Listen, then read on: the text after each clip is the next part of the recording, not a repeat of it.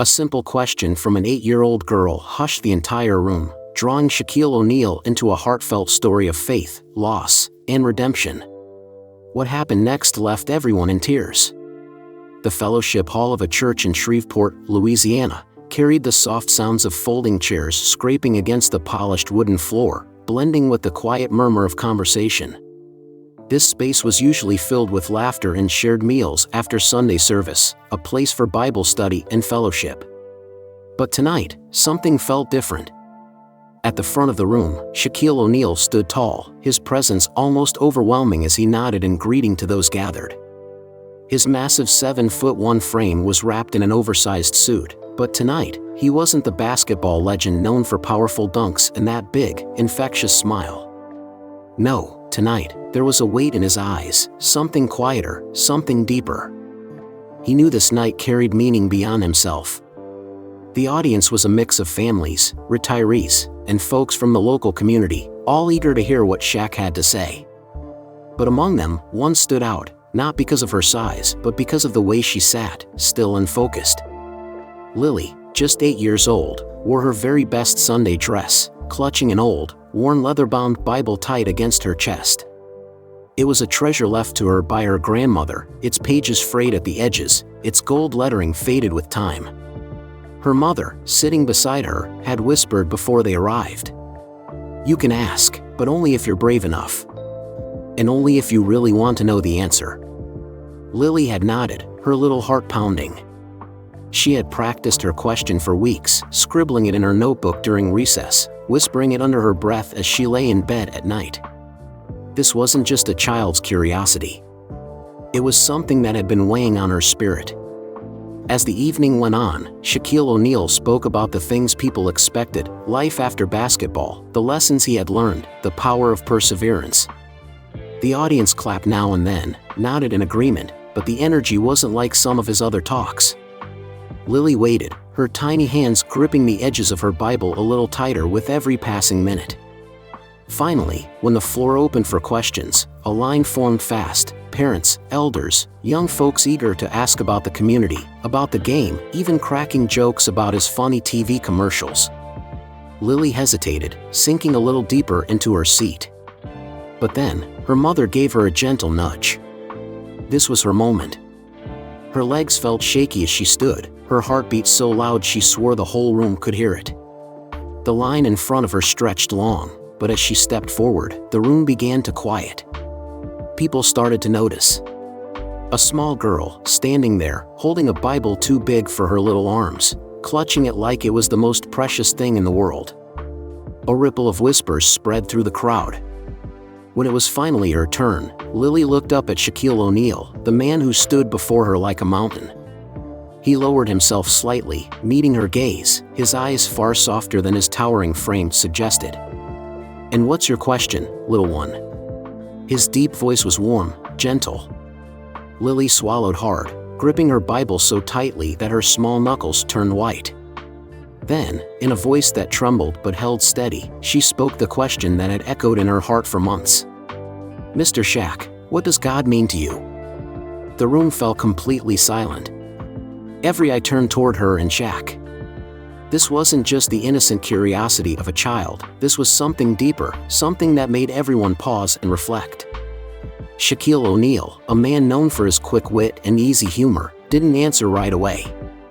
Instead, he looked at her, then at the worn Bible in her hands. And in that moment, something in him shifted. Before he could speak, the air in the room seemed to hold still. No one moved, no one whispered. It was as if this moment carried a weight heavier than any speech he had given before. Shaq remained silent, an unfamiliar quiet for a man so full of life and laughter. He looked at Lily for a long time, and for the first time that evening, his eyes held something deeper, something searching. Shaquille O'Neal took a deep breath, his large hands gripping the edge of the podium as if grounding himself. When he finally spoke, his voice was lower, steadier than before. "That's a big question," he said slowly. "And the truth is, I haven't always had the answer." A murmur rippled through the crowd. Shaq, always so sure of himself on the court, on TV, in front of thousands, now stood before an 8-year-old girl, admitting that there was a time he wasn't certain of his own faith. He looked at Lily again, his expression softer now. "When I was your age, my mama took me to church every Sunday. I remember sitting on those wooden pews, staring up at that big painting of Jesus on the wall, wondering, does he really hear me?" Shaq paused, scanning the faces in the room. He knew many of them had asked the same question at some point in their lives. "My mama used to say faith is like training for basketball. You gotta show up every day, even when you don't see results right away. But as I got older, life made me wonder if God was still there."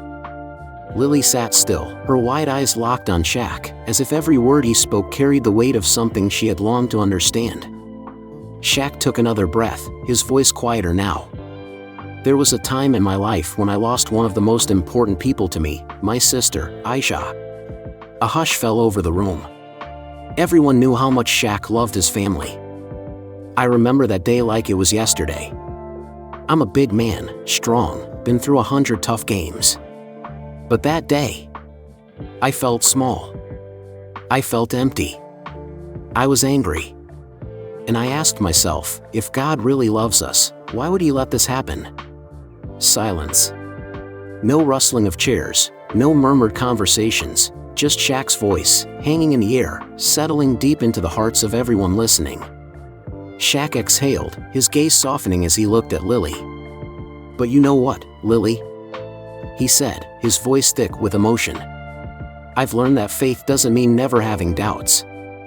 Faith means choosing to believe even when you can't see the answer. It's taking another step forward, even when you don't know exactly where the road leads." Lily sat still, absorbing every word. Her small hands, once clenched tightly around her Bible, loosened. "And for me," Shaq continued, "God is the strength that keeps me going. He never promised there wouldn't be loss or pain. But he did promise you wouldn't have to carry it alone." A single tear slipped down Lily's cheek. Not from sadness, but from something deeper, the understanding that her question hadn't just changed her. It had changed the whole room. Shaq looked at her and smiled gently. "You have a beautiful name, Lily," he said.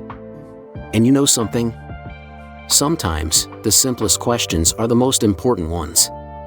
Lily nodded, her eyes glistening, not with sorrow, but with newfound understanding. Shaq turned back to the audience, his gaze sweeping across the room.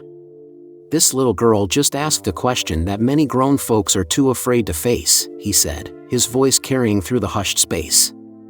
"We spend so much time looking for answers in money, in fame, in success. But the questions that truly matter, they've always been right here, deep in our hearts." For a moment, there was silence.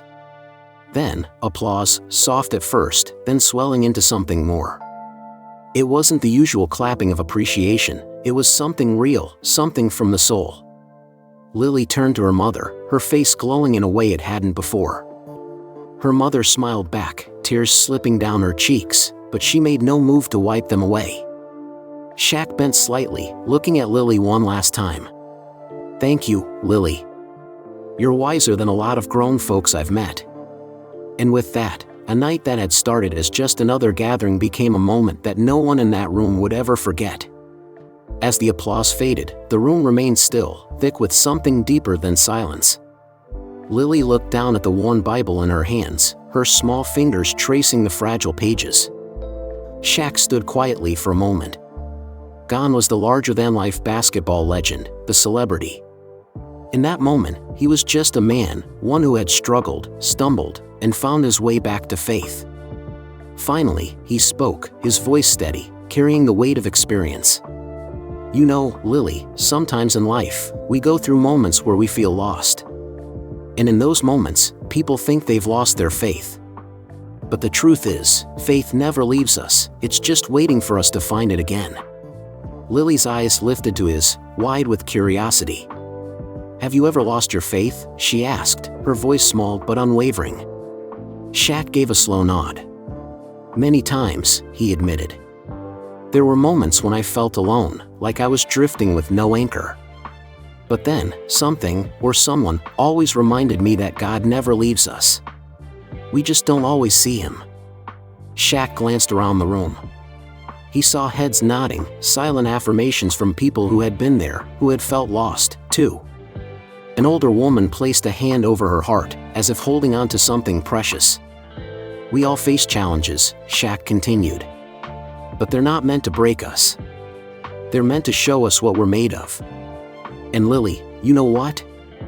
She tilted her head, listening. "Sometimes, it's the questions like yours that help others find answers they didn't even know they were searching for." Lily didn't say a word, but the way her lips pressed together, the way her small shoulders straightened just a little, it was clear she was holding on to every word. From the crowd, a man stood up, his voice rough, like he hadn't spoken from the heart in a long time.